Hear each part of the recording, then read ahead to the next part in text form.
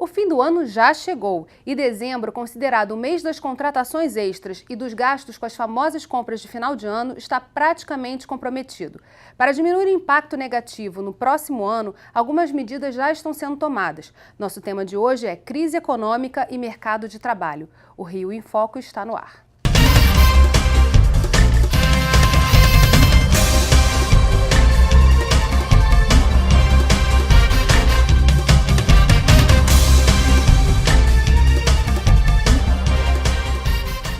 O Rio em Foco recebe o diretor do Centro de Políticas Sociais da Fundação Getúlio Vargas, Marcelo Neri, e o economista licenciado do Instituto de Pesquisa Econômica Aplicada, IPEA, Marcos Excher. No estudo publicado recentemente pelo IPEA, os jovens têm sido os mais afetados com a crise no mercado de trabalho. Os indicadores por gênero mostram que os homens são os mais prejudicados e a taxa de informalidade cresceu. Quem explica isso pra gente é Carlos Henrique Leite, do IPEA. Vamos ver. Principais conclusões que a gente vê é que o mercado de trabalho que vinha numa trajetória muito boa até 2013, até o final de 2013, com os indicadores todos melhorando, começou a mudar esse padrão. O destaque negativo foi exatamente a taxa de desemprego, tá?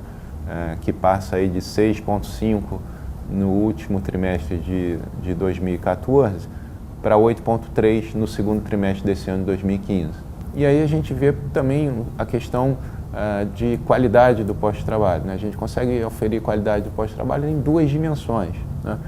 Primeira é a taxa de informalidade, onde a gente acredita que o emprego informal tende a ser uma qualidade pior, mais precária do que o formal. A taxa de informalidade, que vinha caindo também até 2013, 2014, começou a reverter essa tendência e começou a subir, tá? Mas diferente do desemprego, ela ainda está em patamares relativamente baixos para os padrões que a gente vinha vindo nos últimos anos. E a gente vê também que o salário ele vinha subindo até 2013, 2014 e agora nos últimos trimestres ele apresenta uma estagnação e até uma leve tendência de queda, tá? Mas o que é preocupante no salário, apesar dessa tendência de queda ainda ser bem leve, é que quando a gente desagrega a informação do salário por aqueles trabalhadores que estão sendo desligados e os trabalhadores que estão sendo contratados, a gente vê que cada vez mais o salário dos trabalhadores contratados é menor do que os desligados. Construção civil e administração pública tem uma retração muito grande do emprego. É ali que está concentrada a nossa dificuldade de gerar postos de trabalho. E a gente vê que o homem está sendo mais afetado que a mulher, não só no desemprego, mas também na informalidade, né? Quando a gente faz comparações também em diferentes faixas etárias, a gente vê que os jovens, os trabalhadores mais jovens, estão sofrendo mais também desemprego e informalidade do que os adultos e os mais velhos. Na verdade, a categoria de trabalhadores mais idosos está tendo até resultados positivos. É uma situação, um quadro complicado de se pensar para frente. Mas em relação a essa questão do desemprego, da diminuição dos salários, a gente está vivendo o pior momento da crise ou a gente ainda não chegou no fundo do poço? Eu acho que a gente ainda não está, acho que até está num momento relativamente bom, dado o aumento de desemprego, o repique da inflação que a gente observou.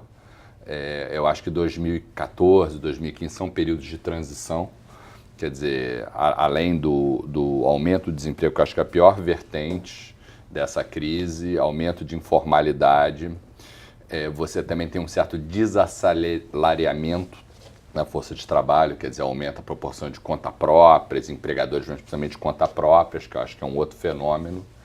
Mas, quer dizer, como o próprio Carlos Henrique falou, o salário ainda não caiu. Houve uma queda de informalidade. E, na verdade, apesar do forte aumento de desemprego, o nível de ocupação se manteve em 92 milhões, assim, não cresceu, que eu acho que é surpreendente. Então, mas daqui para frente vai ser uma piora contínua. Quer dizer, eu acho até surpreendente a resiliência que a gente observou no mercado de trabalho nesses últimos 1 ano e meio. E, quer dizer, o desemprego e a informalidade são tendências que vieram para ficar e já são um sinal dessa deterioração, mas ela vem vindo de uma maneira relativamente lenta até o momento, dado que a massa de salários ainda se manteve.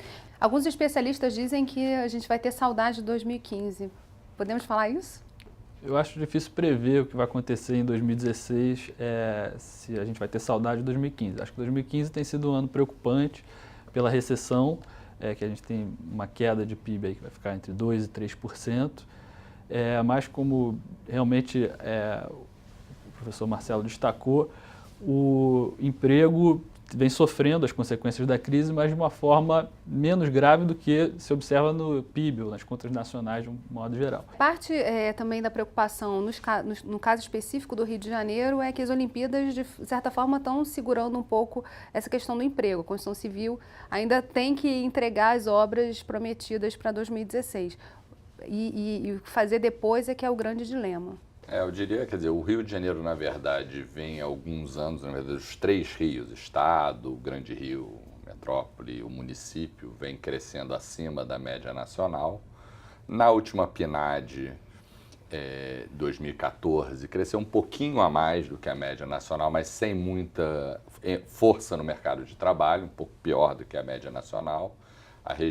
O município do Rio foi muito bem, mas a gente já vê sinais de desaceleração maior, quer dizer, pré-Olimpíadas já tem um sinal de desaceleração, quer dizer, o Rio, na verdade, está devolvendo uma parte dos ganhos acima da média que teve nos últimos 3, 4 anos. O recente anúncio de 41% de queda no mercado imobiliário é um sinal disso, quer dizer, normalmente essa crise acontece pós-Olimpíadas. De certa forma, todo esse quadro no Brasil está antecipando isso, né? Exatamente. E no mercado de trabalho também o Rio de Janeiro vem sofrendo bastante. Embora tenha todo o aquecimento de alguns setores em função dos jogos e de outras atividades, ele vem tendo indicadores ruins, em alguns casos pior até do que a média brasileira. E por que isso? A arrecadação que vem caindo, do setor de petróleo que teve problemas, o setor de construção civil está tendo problemas no Brasil inteiro. E, embora aqui haja atividades relacionadas aos jogos, o setor de construção civil também vem sofrendo. E o mercado de trabalho responde a isso. O CAGED, do Ministério do Trabalho, mostra fechamento de postos de trabalho no estado do Rio de Janeiro, em na maior parte dos municípios, com destaque para alguns, como por exemplo Itaboraí, tem tido queda de quase 5% do número de postos de trabalho. Enfim, setores que são afetados pela cadeia de petróleo, petroquímica, muitas vezes têm sido bastante afetados.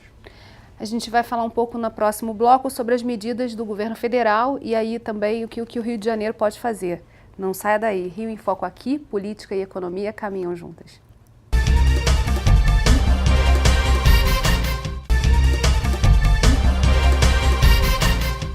O Rio em Foco recebe Marcelo Neri e Marcos Excher. Custa menos para o governo preservar os empregos do que fomentar a criação de outros novos. Na indústria automobilística, por exemplo, a empresa que participa do Programa de Proteção ao Emprego, PPE, pode reduzir a jornada de trabalho em até 30%, diminuindo também os salários na mesma proporção. E os empregados passam a receber uma complementação. Segundo o governo, o PPE impactou cerca de 23 mil trabalhadores. Vamos entender um pouco mais sobre esse programa. O PPE é um programa que permite às empresas e os trabalhadores, através de um acordo coletivo, negociar uma redução da jornada de trabalho e dos salários. Além disso, ele fornece um complemento salarial para mitigar um pouco a perda de salários decorrente desse acordo. Se houver um acordo, por exemplo, de redução de 30% da jornada e dos salários, o governo complementa 50% do que foi perdido e, portanto, o trabalhador chega a ter uma remuneração de 85% do salário original. Ele tem uma duração de 6 meses iniciais, podendo ser renovado até 24 meses. É preferível manter os empregados do que demiti-los e, posteriormente, contratar novos trabalhadores, treiná-los e tudo mais. Mas a principal motivação do programa é permitir que as empresas ajustem o seu volume de trabalho, não pela demissão. Numa crise, normalmente o que as empresas fazem? Elas reduzem a produção, demitem os empregados, passada essa fase de crise, elas recontratam trabalhadores. Bom, esse programa ele permite que esse ajuste de redução da demanda por trabalho seja feito não pelo número de trabalhadores, mas sim pelas horas de trabalho, dentro de certos limites, que é essa redução de 30%, e dentro de um prazo que não não deve ser muito longo. O trabalhador empregado, ele continua recolhendo vários impostos, imposto de renda, contribuição previdenciária, tudo isso. Então isso também vai ser receita que o governo vai estar recebendo ao longo do período em que o trabalhador está no PPE. Esse programa introduz uma novidade que é justamente a garantia de emprego durante o período do PPE e por um certo período após o encerramento do programa, sempre na base de 30% a mais do período que foi de abrangência do programa. 23 mil pessoas ainda é muito pouco frente ao que a gente está vendo aí no quadro. E no Rio de Janeiro a gente tem impactos muito fortes também da indústria automobilística, quando a gente fala, por exemplo, do sul fluminense. Tem a questão do petróleo, que falávamos no outro bloco. Como é que a gente pode reagir a isso? Essa medida do PPE é eficaz? Quer dizer, tem dado resultado? Ou o que a gente pode fazer também para conseguir criar pelo menos um freio de arrumação aí, se é possível? Acho que é muito difícil pensar em políticas na escala do problema. Eu acho que é louvável a direção dessas medidas tomadas pelo governo federal, esse princípio de você dividir um pouco, repartir um pouco de perdas para preservar o bem maior, que é a manutenção do emprego, em particular do emprego formal, que isso realmente está em queda. Acho que o Rio de Janeiro a gente deu muita sorte, na verdade, pelo efeito das Olimpíadas. Você tem o fim das Olimpíadas, vamos dizer, a realização das Olimpíadas, ela tem data marcada. O problema do petróleo também é alguma coisa que, vamos dizer, que está além da nossa capacidade de administrar os eventos. Eu acho que partir para políticas de geração de emprego, renda, eu acho que é sempre bem-vindo, mas para produzir efeito na escala do problema é algo bastante difícil. E é mais fácil quando as finanças do governo vão bem. Quando vão mal, é muito difícil você pensar num fomento à geração de emprego. Quer dizer, não dá para pedir para fazer obra, porque você não sabe se vai conseguir pagar, ao fim das contas. Até no caso do governo federal, acho que tem uma visão interessante pelo fato, quer dizer, o governo federal botou na conta o fato de que se o trabalhador for demitido, ele também perde a arrecadação. Então ele pode entrar com alguma coisa no bolo, talvez um raciocínio análogo para o governo do estado do Rio possa valer, mas de qualquer maneira é um raio de manobra relativamente limitado. O desenho do PPE é muito interessante para o objetivo que ele tem, que é evitar demissões, né? E ele realmente tem toda essa preocupação com os custos, você vai manter a arrecadação de alguns tributos, você tem um custo que é limitado, ele tem um desenho muito bem feito para esse fim e ele repete um pouco o que foi feito na Europa, em vários países, durante a crise de emprego que eles têm já passado de alguns anos. Agora, tem um outro problema no mercado de trabalho, que é o seguinte, quando a gente observa os fluxos do mercado de trabalho, na verdade, a crise atual, surpreendentemente, até a gente não tem tido um aumento das demissões no Brasil todo. A gente tem tido uma queda das contratações. As admissões é que estão caindo bastante. Então, é louvável o programa e acho que ele está protegendo empregos de uma série de trabalhadores, de famílias, isso é importante. E, ao mesmo tempo, a gente precisa pensar em maneiras de atacar o outro problema que tem aparecido com mais força nessa crise, que é o problema da falta de admissões, ou queda no volume de admissões. Agora, é claro que a gente tem uma crise econômica muito forte acontecendo e que a crise política também, a não solução de determinadas questões impacta diretamente na economia. Você tinha no Rio de Janeiro, por exemplo, uma perspectiva de investimentos gigantesco, assim, um crescimento contratado para muitos anos. E a gente vê agora as pessoas parando para ver o que vai acontecer. É uma situação muito preocupante se acompanhar, por exemplo, projeções do PIB pelo Boletim Focus do Banco Central. A cada mês tem sido rebaixada em 0,5 ponto percentual a taxa de crescimento dos próximos 2 anos. Então, acho que isso é feito crise política, onde a gente não está conseguindo endereçar os problemas, até no caso desse pacote para proteger os empregos. Você pode falar, não, veio um pouco tarde, porque a crise do desemprego já aconteceu, mas é porque é muito difícil você implementar. E tem data, né? Quer dizer, ele tem um período para acontecer, é um período de 6 meses, que pode ser mais renovável por um outro período igual, mas é uma medida quase que emergencial, né? Parece que já tem, até o momento, porque eu vi a última conta, havia 3 empresas do estado do Rio que haviam aderido. Tem algumas empresas que estão na fila aguardando algumas análises por parte do governo E uma delas, até um caso curioso, que ela entrou no programa e não vai haver nenhuma perda salarial, porque além do governo compensar uma parte, a própria empresa vai compensar a outra parte. Então vai ter uma redução da jornada, em vez de ser 5 dias de trabalho na semana, vão ser 4, e o trabalhador vai receber a mesma coisa que recebia antes. Ele só entrou num acordo para não ter reajuste durante o ano de 2016, só vai ter reajuste em 2017. Então, no momento de crise, é interessante para todo mundo tentar minimizar as perdas que às vezes vão ser inevitáveis, né? No caso da Alerj, eu acho que é importante, talvez, pensar numa política mais cuidadosa, talvez, em relação aos pisos salariais do Estado, que no momento em que as pessoas estão negociando redução de salário ou manutenção de salário para preservar o emprego, há que ser feita uma política mais cautelosa para o reajuste dos pisos salariais estaduais, que são muito descumpridos. A gente quer que eles sejam mais cumpridos e que eles não, ao serem cumpridos, não provoquem efeitos colaterais indesejados. Se pudesse fazer só mais uma sugestão em relação aos pisos, é que os parlamentares procurassem desenhar os pisos conforme a classificação brasileira de ocupações, porque é um padrão que em outros estados é seguido e que facilita as negociações entre trabalhadores e patrões, o monitoramento do resultado da política, a fiscalização pelo Ministério do Trabalho, pela Justiça do Trabalho. Seria interessante adotar os padrões da classificação brasileira de ocupações. Eu acho que até houve, quer dizer, no começo desse ano, talvez até explique uma parte do aumento do desemprego, o que limita um pouco os pisos, foi um forte aumento do salário mínimo.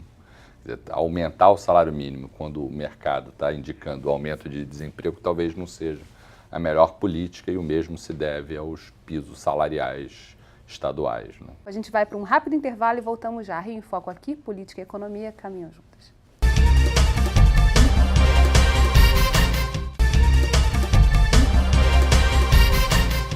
Quando a gente fala nesse momento de desemprego, de oportunidades para sair da crise, vem de novo o tema educação, que a gente tanto falou no Rio em Foco, em todas as edições em que a gente falou de desenvolvimento e do que estava acontecendo no Rio de Janeiro, quando a economia estava de vento em popa.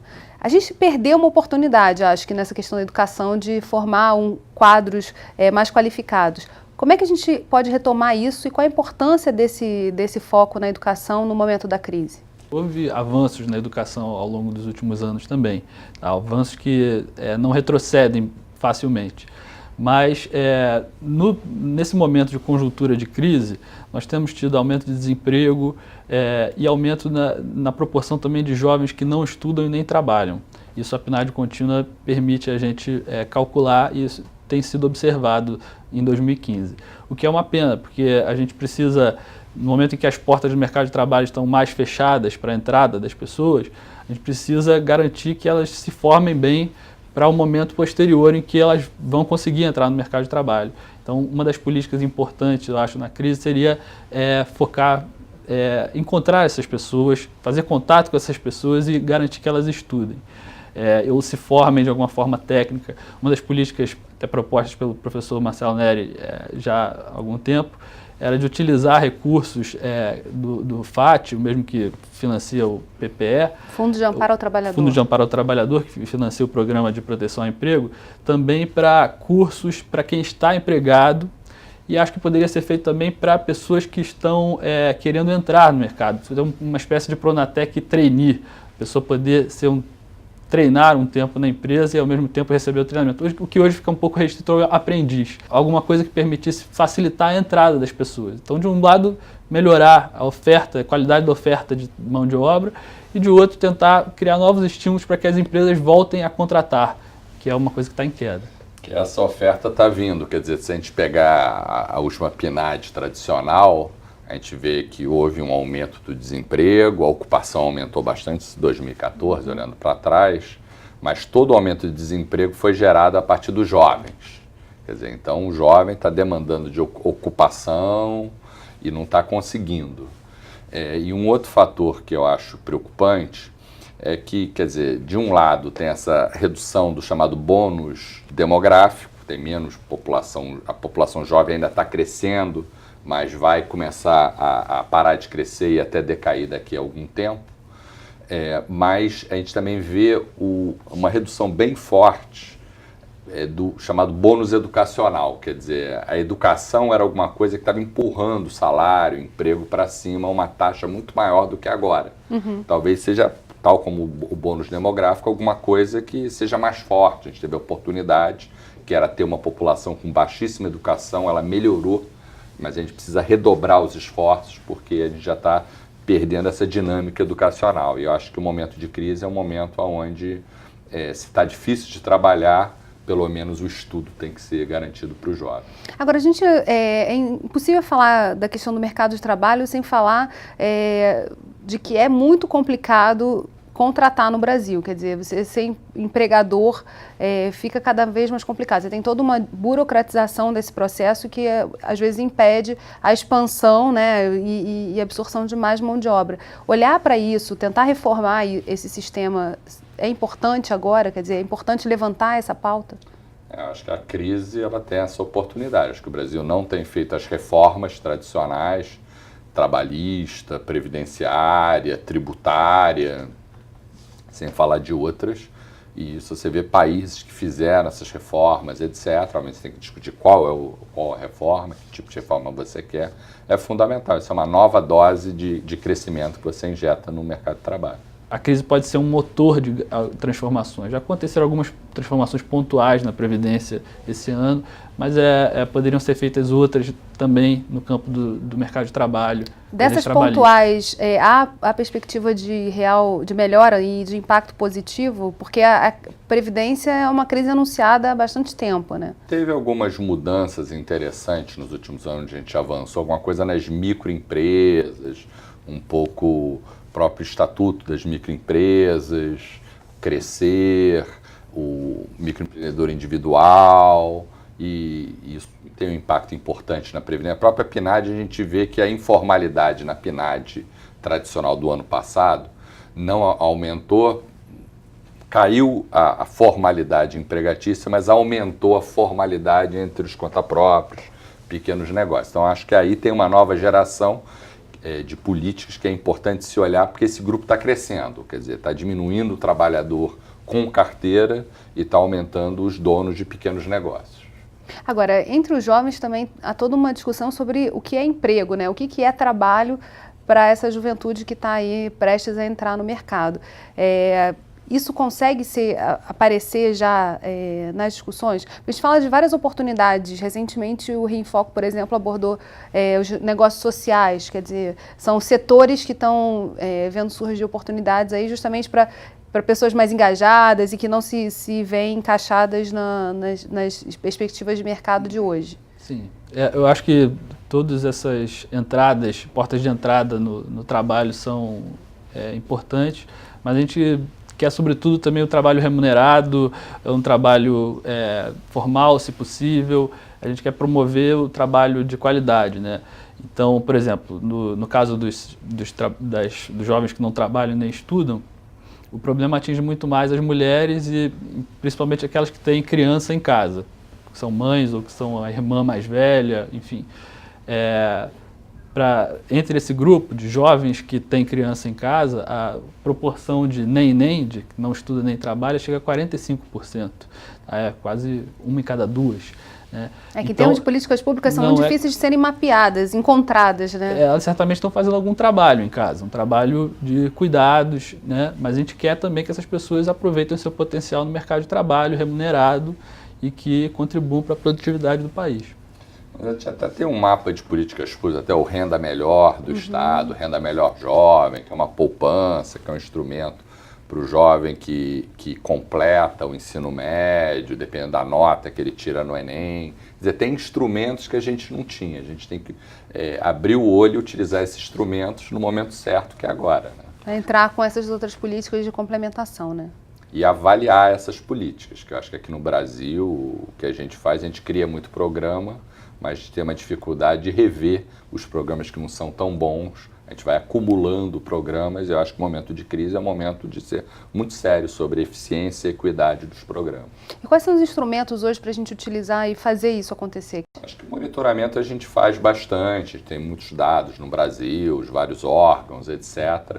O que a gente não faz é avaliar. Eu acho que o Estado brasileiro não gosta de ser avaliado. E acho que é muito importante, esse é o momento, quando você faz o ajuste fiscal, a gente tem que priorizar os bons programas. E isso é inevitável, esse ajuste fiscal, mas ele pode trazer consigo uma melhora da qualidade e da eficácia dos programas aplicados, reduzindo os programas que não são tão bons. Significa escutar mais o que as pessoas têm a dizer sobre o que elas estão recebendo. Escutar mais as pessoas e ver os resultados dos programas, assim, qual é a mudança que fez na vida dessas pessoas. Exatamente. Tanto o lado objetivo do que aconteceu, quanto o lado subjetivo, que é como as pessoas percebem as políticas, o que elas consideram que não está adequado, por que às vezes a pessoa tem acesso à política, mas não tem interesse em utilizar a política, porque ela não foi desenhada de uma maneira que fosse atraente para o cidadão. A gente tem que avaliar as duas dimensões, pelo menos, a dimensão objetiva e a subjetiva das políticas. Se a gente pegar, por exemplo, o jovem, pergunta para o jovem de 15 a 17 anos que deveria estar na escola, pergunta por que você não está na escola, a grande maioria vai dizer porque eu não tenho interesse. Então é muito importante fazer isso que o Marcos está falando, que é ouvir as pessoas. Chamar para si. Ouvir a demanda. Né? Bem, infelizmente, nosso programa está chegando ao fim. Obrigada, Marcelo, obrigada, Marcos, e obrigada a você que ficou com a gente até agora. O Rio em Foco quer saber a sua opinião. Escreve para a gente. Tem algum assunto que você queira ver discutido aqui? Envie sua sugestão para o e-mail rioemfocorj@gmail.com. E se você gostou desse programa, pode assisti-lo novamente no site www.rioemfoco.rj.gov.br ou pelo www.tvalerj.tv. TV Alerj, o canal do povo fluminense. Até a próxima.